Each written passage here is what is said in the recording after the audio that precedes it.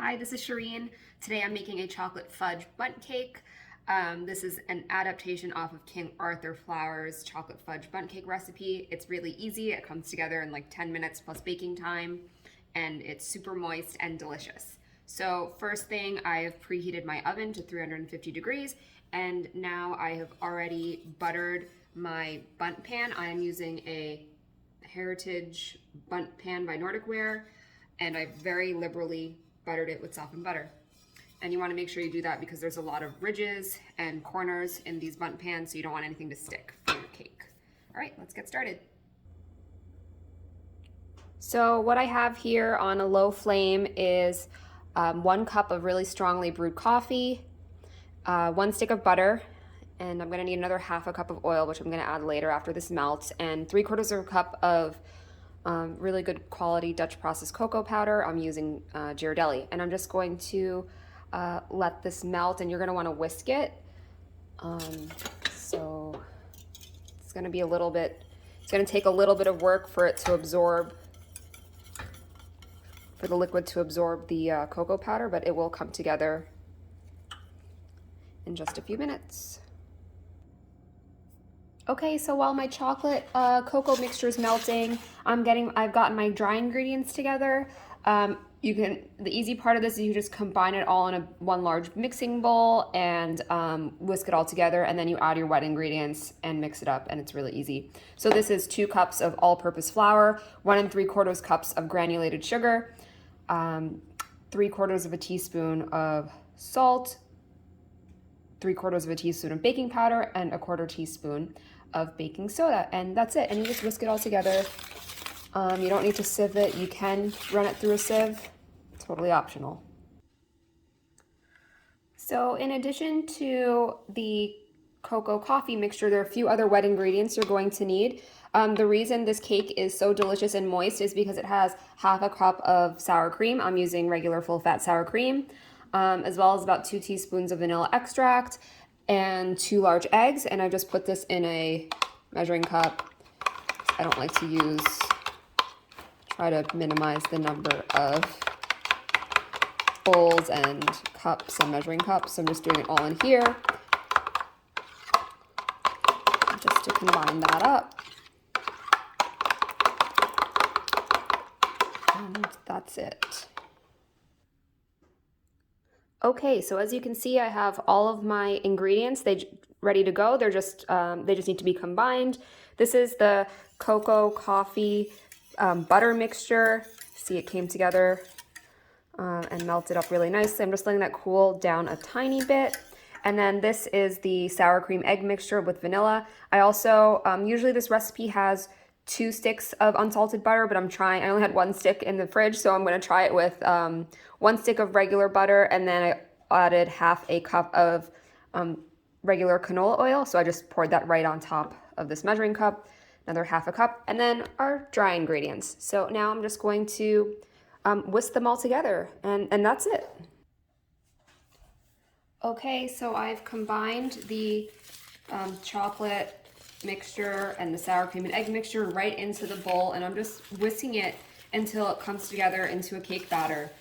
The reason I love this recipe is because you don't even need to pull out any big machinery or gadgets to mix the cake. You can just use a bowl, a mixing bowl, and a whisk and a spatula, and that's really it. And it's super easy. You can see it just came together in like under 10 minutes, and it's delicious. It's okay if there are a few lumps, but I don't want there to be any big pockets of flour. And that's it. Your cakes don't overmix. You don't want to develop the gluten just until it comes together. Okay, I'm gonna knock off my excess. I have my pan ready to go. So if you have everything ready, it comes together very quickly. Just gonna make sure you can see what I'm doing here. Okay, and then I am just going to pour the batter into the bundt pan. That's it.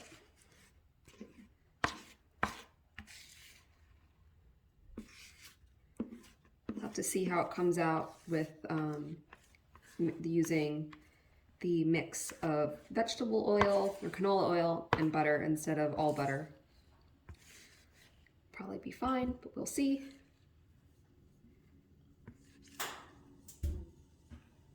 And I'm going, after this bakes and cools, I'm going to glaze it with, you could either make a simple chocolate ganache glaze. I'm going to try and make a chocolate hazelnut glaze. See how that turns out. Okay, and that's it. Okay, I have just placed this into the cake into middle rack of my preheated oven.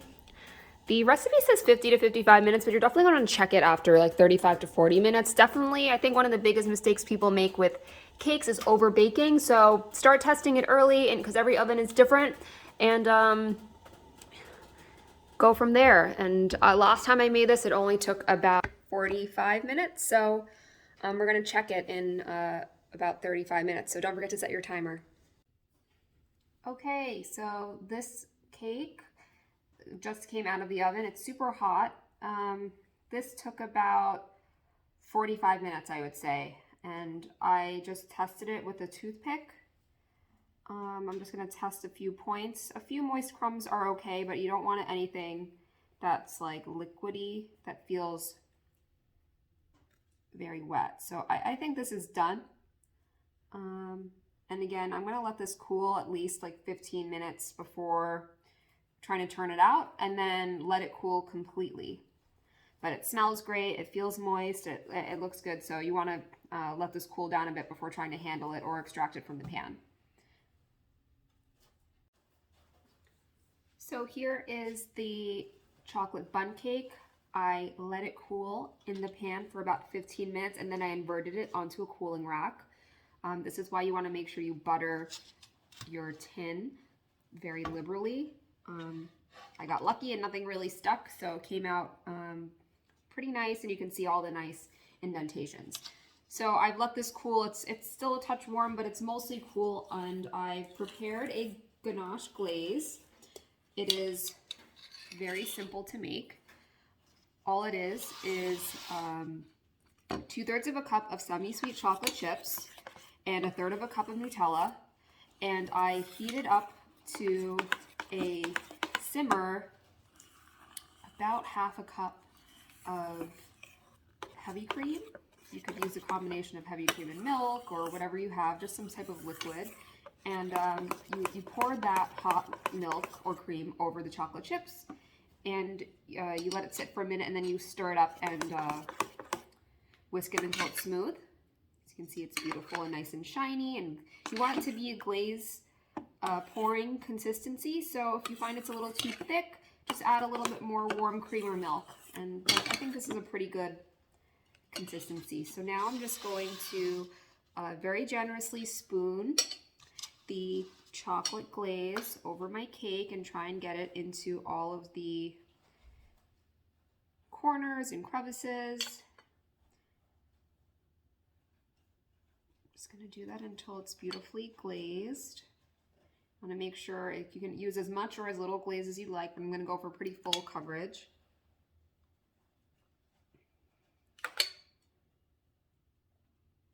And you'll see there'll be a good amount that drips onto the rack below. You can just scrape that up and use it for something else, or use it for another to recoat it if you think you need a little bit more. So I'm just going to keep glazing my cake, and I will show you what it looks like when it's done. So this is the cake after it's been fully glazed. You can see it's beautifully shiny. It might lose some of its shine as it dries, but you want to let this now cool completely and set a little bit. This cake actually gets more delicious and has better crumb and more moist as you actually let it sit. So even if you make this the day before, it would almost be even better the next day. So this recipe was really easy. I hope you enjoy it. And I don't think it'll last very long once you start slicing it up and serving it to your family and friends. All right, enjoy.